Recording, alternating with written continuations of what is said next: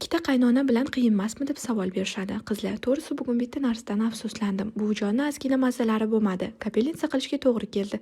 Mahalladan uyma-uy yurib, ukol qilishni biladigan qo'shni qidirdim. Va nihoyat bitta qo'shnimiz ham shiralikka o'qigan ekanlar. Iltimos, buvijonga kapelnitsa qo'yib qo'ya olasizmi desam, yoshi katta insonga ukol qilishga qo'rqaman dedilar. O'sha vaqt juda ham afsuslangan narsam, 3 yil meditsinskiy litseyda o'qib, bitta ukol qilishni o'rganmaganim. Hozir qizlarning uyiga sovchilikka borishsa, ayollar, qizingiz o'zi ukol qilishni biladimi, venaga tushishni biladimi deb so'rashar ekan. Tavba.